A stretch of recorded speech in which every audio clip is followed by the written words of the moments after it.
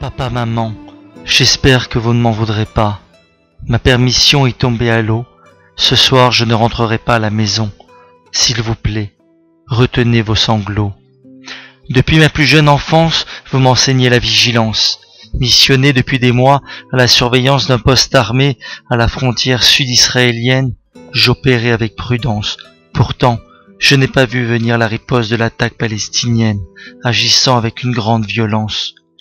Il paraît qu'ils ont creusé un tunnel, je ne me souviens plus très bien des circonstances. Tout s'est passé si vite, j'ai dû perdre un peu connaissance. Je vais sûrement passer en correctionnel. Gilad, mon fils, quelle fut notre stupeur ce matin quand nous avons allumé la radio et avons appris que le barrage que tu surveillais avait été attaqué. Quel malheur à ton âge si jeune subir de telles violences. Notre souffrance n'a pas de limite, tu es notre raison de vivre, notre chair, notre sang et représente ce que nous avons de plus cher au monde. Dorénavant, nous passerons chaque seconde à nous morfondre de ton absence. Toi, qui illumines notre vie au quotidien, on n'imagine pas un seul instant que l'on puisse te faire du mal. Ils m'ont posé un pistolet sur la tête et m'ont emmené dans leur cachette. Un bandeau sur les yeux, je priais Dieu pour qu'il n'appuie pas sur la gâchette. J'ai appréhendé qu'ils me martyrisent, ils m'ont menacé de me tuer si je tentais de m'enfuir.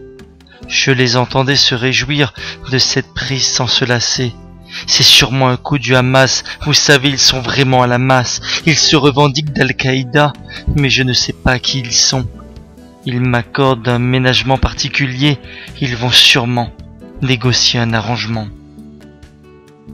Gilad, mon fils, nous sommes scotchés devant la télé à l'affût de la moindre information. Il s'agit probablement d'un mouvement islamiste, une organisation extrémiste orchestrée par Al-Qaïda.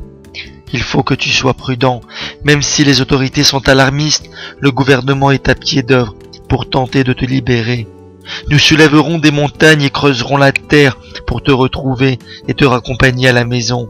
Et si on me l'accorde, moi ton père, je sacrifierai ma vie contre la tienne pour t'éviter le bagne. Je ne veux pas montrer la moindre expression de peur à mes ravisseurs, car j'ai la sensation que l'heure de la liberté va bientôt sonner.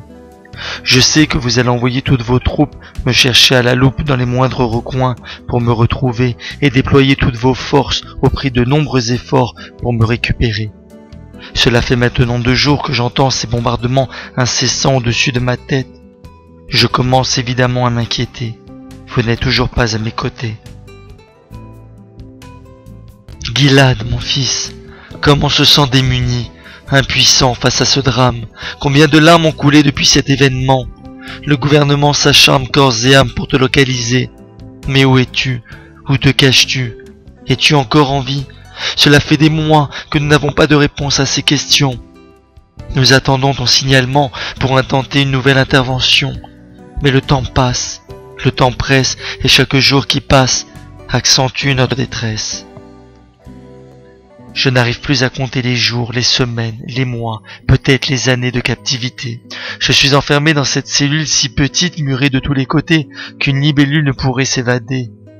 Pour me nourrir, je dois me contenter de finir les restes de mes ravisseurs. Pour me laver, j'utilise le peu d'eau que l'on me donne chaque soir pour boire. Pour uriner, je me retiens le plus longtemps. Je n'ai plus la notion du temps, je ne sais pas le temps qu'il fait dehors. Je vis dans l'obscurité. La fatigue se fait ressentir, ce long silence m'intrigue et me fait pressentir du pire. Ma foi me permet de tenir encore un peu. Gilad, mon fils, nous avons hâte que tu reviennes à la maison. Nous nous mobilisons tous pour ta libération, mais la situation est délicate. Les manifestations improvisatrices se multiplient chaque jour contre cette injustice. Une première négociation nous a permis, grâce à Dieu, de te savoir en vie, grâce à cet enregistrement vidéo, et de constater malheureusement à quel point tu es douloureusement très affaibli. Plus la situation se cadenasse et plus notre incertitude augmente. Plus le temps passe et plus notre inquiétude est angoissante. Mais il faut savoir se battre et s'attacher au moindre espoir. Nous t'aimons plus que tout au monde et prions chaque seconde pour mettre fin à ce cauchemar. Mais cela fait combien d'années que je n'ai pas vu le jour, combien de nuits que je n'ai pas réussi à dormir, combien de fois j'ai eu peur de mourir. Certes, je le sais, je ne suis qu'une monnaie d'échange, mais à quel prix? Combien de temps dois-je encore patienter? N'ai-je pas suffisamment payé de ma personne pour que cesse cet acharnement et que sonne enfin l'heure de ma libération?